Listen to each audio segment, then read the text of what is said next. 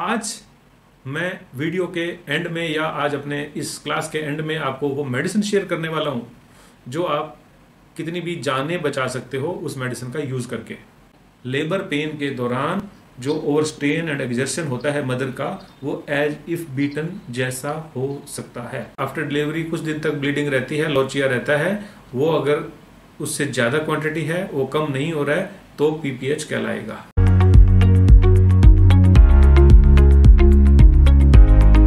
देखिए, आज मैं बात करने वाला हूं पीपीएच के बारे में। PPH means post partum haemorrhage, और आज मैं आपको बताने जा रहा हूं इसकी श्योर, सर्टेन एंड 99% सक्सेस देने वाली एक ही दवाई। इसकी तलाश थी ना हमें कि हमें कुछ ऐसा मिल जाए जो कंफर्म कोई तो डिजीज को ठीक करे। हमारे हाथ में एक तो चाबी होनी चाहिए ना कि ये ताला तो मैं खोल ही लूंगा। तो वो है पीपीएच की एक मेडिसिन। जल्दी नहीं बताऊंगा, सस्पेंस को बना के रखूंगा। उससे पहले हम जानते हैं कि आखिर ये पीपीएच होता क्या है, पोस्ट पार्टम हेमरेज होता क्या है। Post partum haemorrhage excessive blood loss after child birth, typically exceeding 500 ml to 1000 ml within first 24 hours of the delivery. Postpartum hemorrhage can occur anytime within first 6 months of the delivery. Got it? PPH समझ गए हैं आप? PPH आखिर होता क्यों है? Postpartum haemorrhage होता क्यों है? देखो, सबसे मेन जो कॉज है वो है यूट्राइन एटोनी। एटोनी मीन्स उसका टोन्ड न रह पाना। The most frequent cause where the uterus fails to contract effectively after delivery. You know, uterus is just fist like structure. जैसे मुट्ठी बंद हो गई है, इसमें से कुछ भी नहीं निकलेगा, और मुट्ठी अगर लूज है तो इसमें से कुछ भी नीचे गिर जाएगा। तो यूटरस आफ्टर डिलीवरी जब कंट्रैक्ट नहीं हो पाएगी, टोन्ड नहीं हो पाएगी, एटोनी हो गई है, तब ब्लीडिंग होती रहती है। नेक्स्ट कॉज है trauma. While delivery, while labour अगर ट्रॉमा हो गया, चोट लग गई है, तो लेसरेशन हो गया है, कहीं कट फट कुछ गया है, तो ब्लीडिंग हो जाएगी। यह है दूसरा कॉज। बर्थ कैनाल में कहीं भी ट्रॉमा हो जाना, इसका एक कॉज हो गया। नेक्स्ट है retained placenta. As you know, placenta को जैसे जैसे डिलीवरी का प्रोसेस आप जानते हैं, ये सब इसको हो जाना चाहिए था रिमूव, लेकिन अगर उसका पार्ट रह गया या खुद पूरा का पूरा प्लेसेंटा यूट्राइन कैविटी में रह गया डिलीवर होने से, तो ये कॉज बन गया। प्लेसेंटा ही नहीं, अगर क्लॉट भी रह गया तब भी वो यूट्रस को कंट्रैक्ट नहीं होने देगा और ब्लीडिंग चलती रहेगी।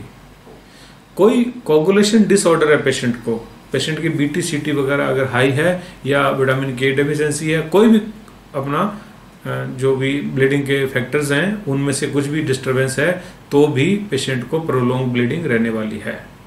Symptom very simple, excessive vaginal bleeding that does not stop और स्लो डाउन। ठीक है, यू नो कि आफ्टर डिलीवरी कुछ दिन तक ब्लीडिंग रहती है, लोचिया रहता है, वो अगर उससे ज्यादा क्वांटिटी है, वो कम नहीं हो रहा है, तो पीपीएच कहलाएगा। जब ऐसा हो गया तो पेशेंट का ब्लड प्रेशर फॉल करेगा, और ज्यादा लॉस हो गया तो मल्टीपल ऑर्गन फेल्योर, और पेशेंट शॉक में जाएगा, और पेशेंट की डेथ भी हो सकती है। तो आज मैं वीडियो के एंड में या आज अपने इस क्लास के एंड में आपको वो मेडिसिन शेयर करने वाला हूं जो आप कितनी भी जानें बचा सकते हो उस मेडिसिन का यूज करके। प्रिवेंशन कैसे करेंगे, पीपीएच को प्रिवेंट कैसे करना है? देखो, हालांकि हम लोग डिलीवरी नहीं करवाते हैं, तो किसी न किसी तरह से जो भी अगर स्किलफुली लेबर की जो थर्ड स्टेज है वो अगर प्रॉपर से मैनेज रहे, तो पीपीएच होने के चांसेस नहीं रहेंगे। जो भी जिस तरह से भी करते हैं, ये ऑक्सीटोसिन का देना, ये वो करके, वो पूरा प्रॉपर होना चाहिए, वहाँ कुछ गलत नहीं होना चाहिए। और पेशेंट को ड्यूरिंग प्रेगनेंसी अगर कॉन्स्टिट्यूशनल मेडिसिन दी गई है तो भी ये पीपीएच नहीं होता है। और जो मेडिसिन मैं आपको बताने वाला हूं वो मेडिसिन अगर आप पहले पेशेंट को दे देते हो तब भी पीपीएच नहीं होगा। इसकी मैंने एक रिसर्च स्टडी भी पढ़ी हुई है जिसमें होम्योपैथिक कॉलेज के अंदर इंडोर में कुछ पेशेंट्स के ऊपर ट्रायल किया गया था। उन्होंने डबल ब्लाइंड ट्रायल किया था। 40% पेशेंट को उन्होंने ये मेडिसिन दी थी और 40% को प्लेसिबो दी थी। और एट द एंड उन्होंने देखा कि उनका हीमोग्लोबिन आफ्टर डिलीवरी डाउन नहीं हुआ, यानी कि हेमरेज नहीं हुआ, और जिनको प्लेसिबो दी गई थी उनको हेमरेज हुआ और उनके हीमोग्लोबिन डाउन हुए। तो ये एक वेरीफाइड मेडिसिन है जो मैं आज आपको बताने वाला हूं। प्रॉपर से फ्लूइड ट्रांसफ्यूजन हो, अगर पेशेंट एनीमिक है तो ब्लड ट्रांसफ्यूजन पहले से किया जाना चाहिए, ये सब ध्यान रखना चाहिए। और अब आता है हमारी मेडिसिन, हम कौन सी मेडिसिन देंगे जिससे हम इस पीपीएच को अच्छे से मैनेज कर पाए। मेरे पास ये बात है 23-4 ईयर अगो की, अनूपगढ़ की बात है। वहां पे एक पेशेंट को लाया गया आ गया। वो ये सोच के नहीं आए थे कि हम होम्योपैथ डॉक्टर को दिखाएंगे, क्योंकि हमारे क्लिनिक में लैब भी थी। तो पेशेंट किसी गांव में से दूसरे गांव में से यूं ब्लीडिंग और डिलीवरी और ये सब होने के बाद में और हायर सेंटर की तरफ जा रहे थे तो इन मीन जो है बीच में वहां पे वो पेशेंट सीरियस होती जा रही थी, फेंट होती जा रही थी। तो किसी ने बोला कि इसका खून चेक तो कर लो कितना बचा है। तो वो गुजरते हुए मेरे क्लिनिक के सामने आए, हमने उसका हीमोग्लोबिन देखा तो सरप्राइजिंगली वो लेस देन 4 था। इतना लो हीमोग्लोबिन, क्योंकि हम हीमोमीटर से करते थे, उसको डाइल्यूट ही नहीं करना पड़ा। वो HCl से ये वो सब होता है ना डाइल्यूट करना, वो सब कुछ करना ही नहीं पड़ा, डिस्टिल वाटर डालना ही नहीं पड़ा। मतलब डायरेक्ट पहले ही वो हो गया था। तो वो लेस देन 4 था हीमोग्लोबिन, और हीमोग्लोबिन 4 था। तो बात करी कि भी क्या हो गया, तो बोले इस तरह से इसकी डिलीवरी हुई है और ये ब्लीडिंग रुक नहीं रही है और ये तो हम वहाँ इसको लेके जा रहे हैं। फिर लोगों ने बोला, आसपास जो भी उनके रिलेटिव वगैरह थे, कि ये तो पहुँचने नहीं पाली, वहाँ पे नहीं पहुँचेगी, ये तो पहले ही मर जाएगी क्योंकि ये फेंट होना शुरू हो गई है। तो वो मुझे थोड़ा बहुत पहचानते थे कि ये होम्योपैथिक डॉक्टर है भी, साथ में इनके लैब भी है। तो उन्होंने मुझसे कहा भी आप कुछ कर सकते हो क्या। मैं डर गया, मैंने कहा ये मर जाएगी, मेरे नाम से ये हो जाएगा कि ये डर गई। तो मैंने जस्ट रिस्पॉन्सिबिलिटी शेयर करने के लिए, सामने सरकारी हॉस्पिटल था, वहाँ पे गायनेकोलॉजिस्ट तो नहीं होती वहाँ ओनली MBBS फीमेल डॉक्टर थी।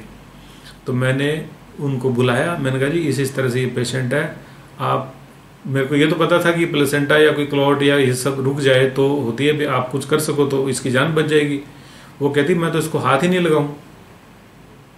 PV करना या हाथ लगाने का मतलब है कि ब्लीडिंग को और ज्यादा एक तरह से हमने स्टिमुलेट कर देना, और ये तो नेक्स्ट सेकंड में मर जाएगी, और मैं तो नहीं छोड़ूं इसको।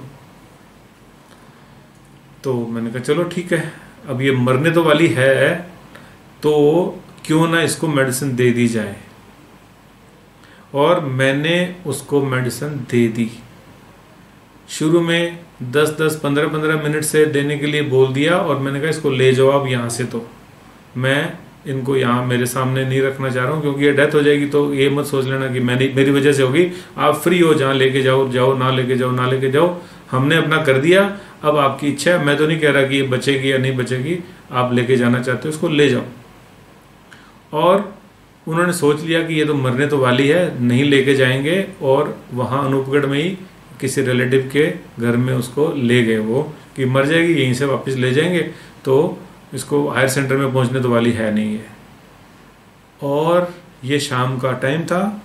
सुबह उनके घर से कोई व्यक्ति मेरे पास फिर आ गया, बोले जी वो बच गई, उसकी ब्लीडिंग रुक गई, मतलब कम हो गई, एकदम से तो क्या ही रुक जाएगी। मैं एकदम से, अरे भाई क्या होम्योपैथी ऐसा कर सकती है। बोले जी वो बच गई।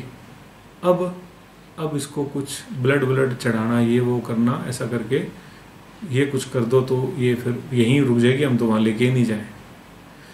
तो खैर वो आगे का छोड़ो, उसको ब्लड ट्रांसफ्यूजन किया गया था, कैसे किया, क्या हुआ, वो छोड़ दो सारी बातें। बात सिर्फ इतनी है कि होम्योपैथिक मेडिसिन ने ऐसी इमरजेंसी में उस पेशेंट की जान बचाई थी और मेडिसिन रिपीटेड दी गई थी।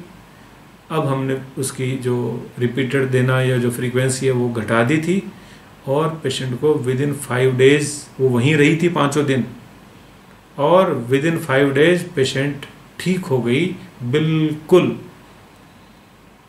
तो ये मेरा फर्स्ट एक्सपीरियंस था पीपीएच को ठीक करने का।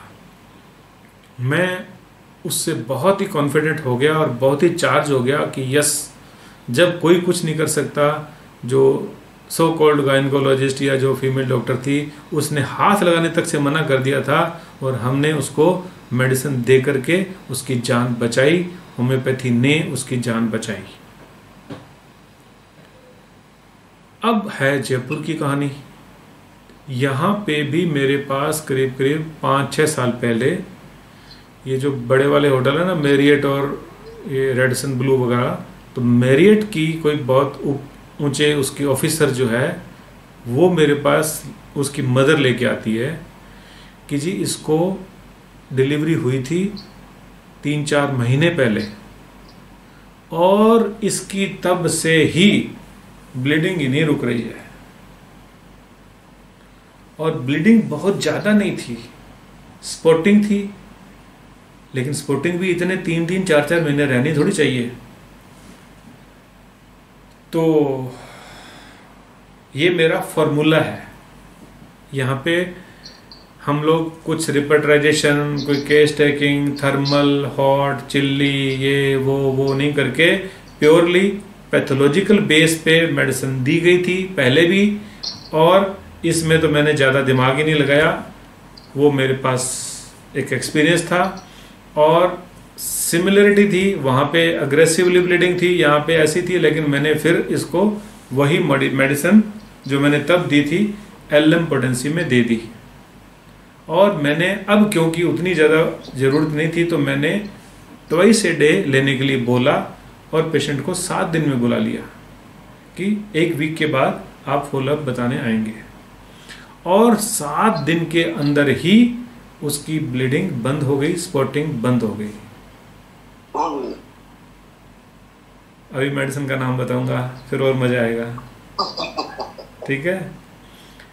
अब जी ये मैं एक बार फिर से कॉन्फिडेंट हो गया कि क्या बात है, अपना तो चल गया। फिर बहुत से केसेस मेरे पास अगर आ जाते हैं, हमारे पास कम आते हैं ना ये गायनेकोलॉजी वाले केसेस, या इस तरह के लोग न जाने हिस्टेक्टोमी तक करवा लेते हैं। लोग हिस्टेक्टोमी करवाते हैं, DNC करवाते हैं, सर्जिकल मैनुअल रिमूवल, ये वो बड़ा कुछ है इसका, और होम्योपैथिक दवाई देने से ब्लीडिंग रुक जाती है। ये 99 तो मैं बोल रहा हूँ, ये 100% ही है मेरा। तो 99 में इसलिए बोल रहा हूँ कि ये ओवर कॉन्फिडेंट हमें नहीं बनना है, हमेशा माइंड को ओपन रखना है। जो सिम्टम हो, जो कंडीशन हो, जो पैथोलॉजी हो, उसको ध्यान से देखना, सुनना, जानना है, फिर ही दवाई देनी है। अभी हमारे चित्रकूट सेक्टर 1 में ही एक फैमिली है जो होम्योपैथी की फ़ैन है, मेरी फ़ैन है।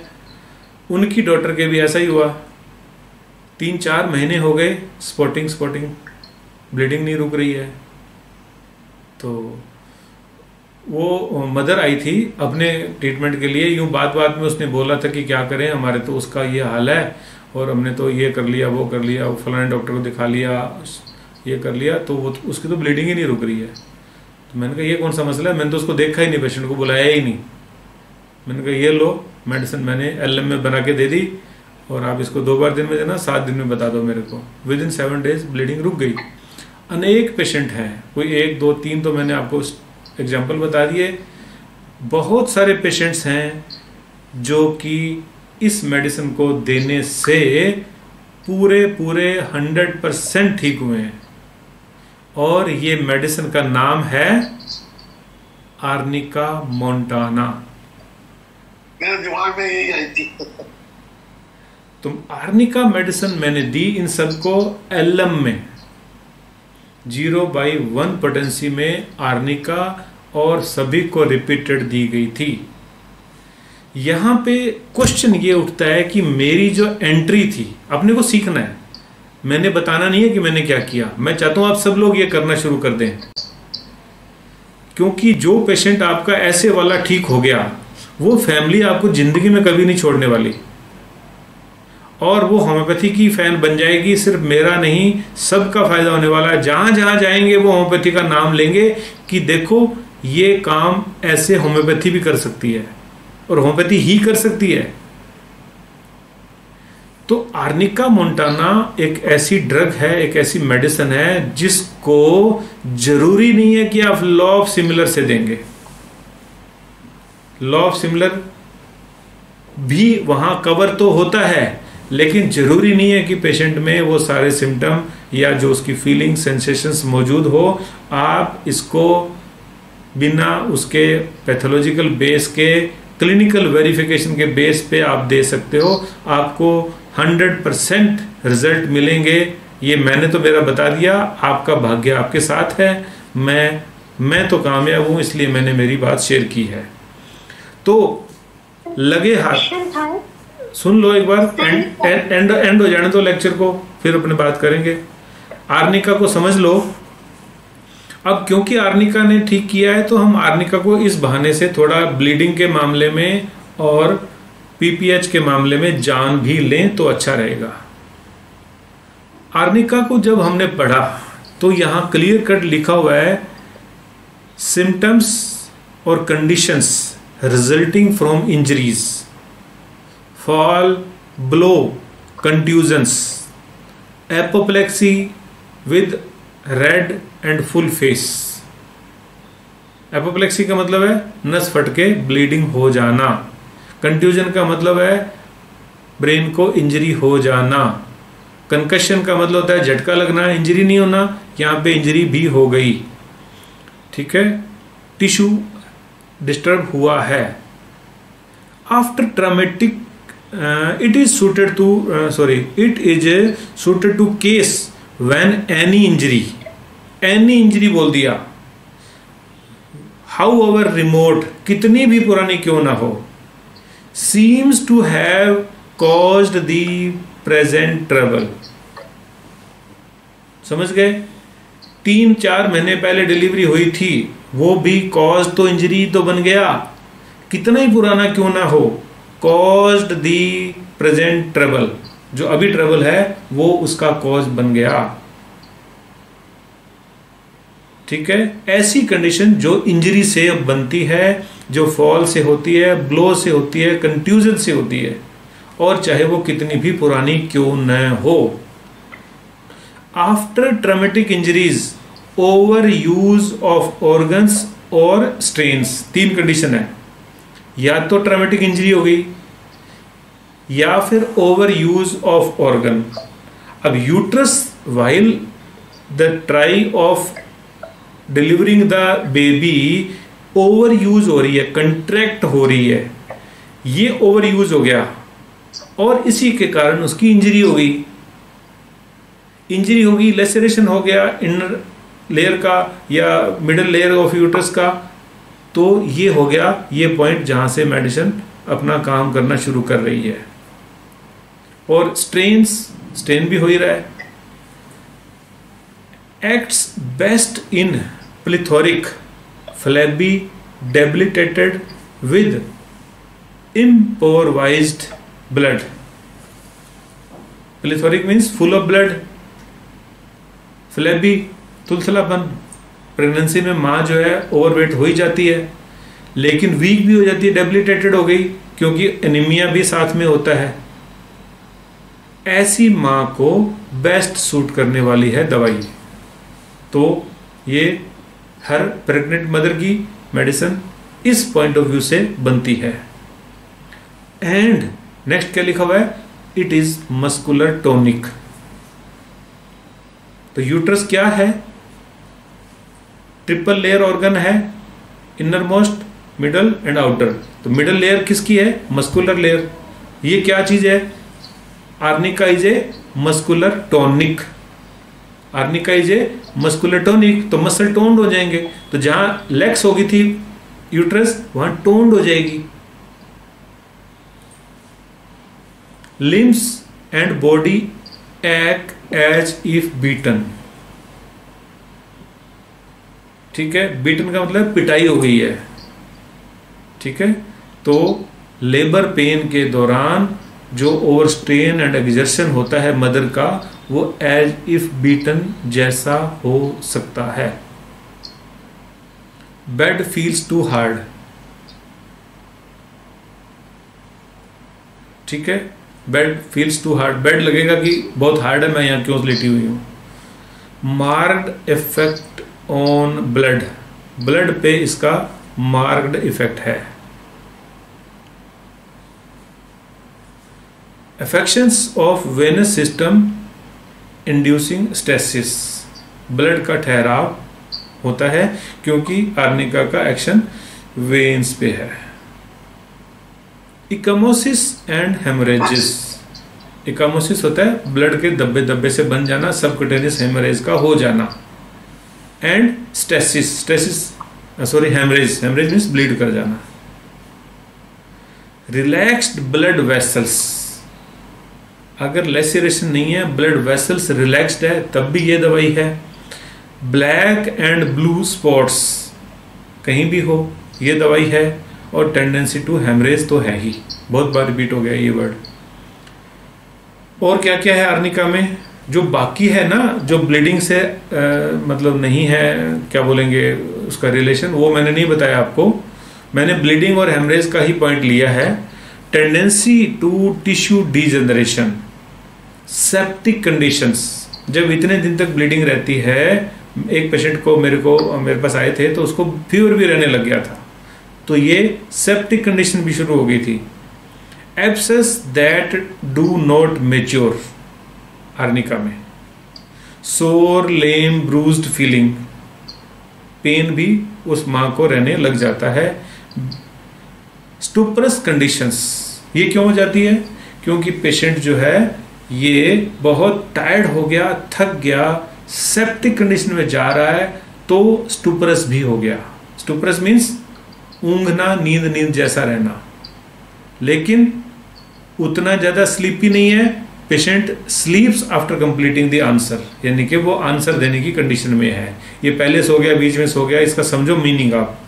ये बीच में सोना, पूरा सोना, ये कोई वो नहीं है कि अच्छा ये सो गया, बीच में सो गया, नहीं। आप ये समझो कि वो इतना नींद में नहीं है कि आंसर भी ना दे सके, वो आंसर दे रहा है, तब हम कहेंगे कि वो स्लीप्स after completing the answer. Black line on the tongue, मैंने नहीं देखी मेरे पेशेंट में, बार बार आ रही है, मैंने मेंशन कर ली। सेंसिटिव टू टच, क्योंकि बॉडी पेनफुल है, उसकी दर्द हो रहा है उसको। फियर ऑफ अप्रोच, पास में मत आओ। अब इतने दिन ब्लीडिंग और इसकी वजह से उसको डर हो जाता है। Fear of some serious illness, कुछ तो बड़ा हो गया है, ये ठीक होगा या नहीं होगा, ये उसको डर रहने लग जाता है। और पेशेंट का head and upper body hot रहने लगता है, क्योंकि सेप्टिक कंडीशन शुरू हो गई, सेप्सिस शुरू हो गया है वहां पे।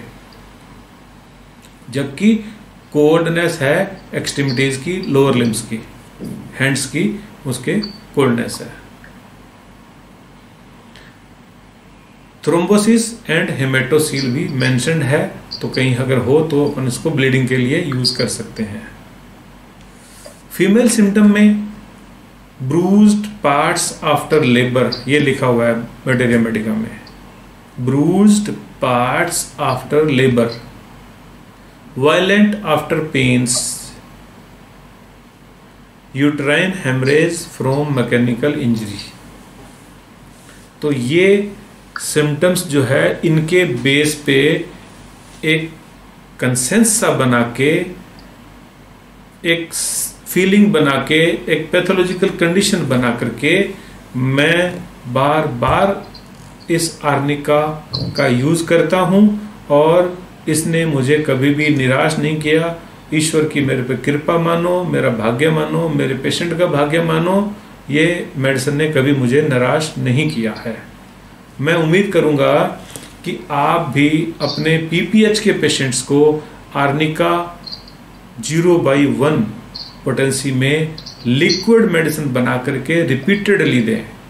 रिपीटेड का मतलब अगर पेशेंट बहुत एक्यूट इमरजेंसी में है तो रिपीटेड का मतलब 15-20 मिनट, आधा घंटा से लेकर के 3 घंटा तक हो गया।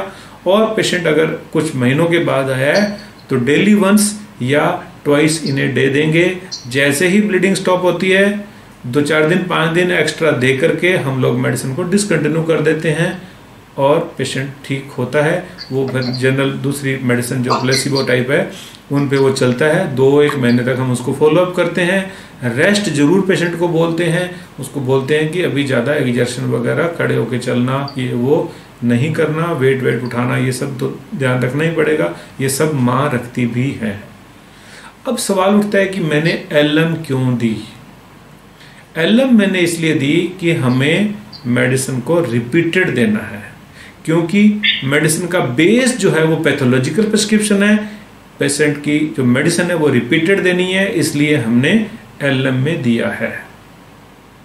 और एलएम में भी हम कोई देते जाएंगे ऐसा नहीं है, हम तो बंद कर रहे हैं मेडिसिन को, ठीक हो जाने पर डिसकंटिन्यू कर देते हैं। और पेशेंट को कभी भी कोई कॉम्प्लिकेशन नहीं है, उसके बाद में जो भी उनकी लाइफ है वो नॉर्मल चलती है। तो ये है अपना आर्निका मोंटाना इन पीपीएच अर्थात पोस्ट पार्टम हेमरेज।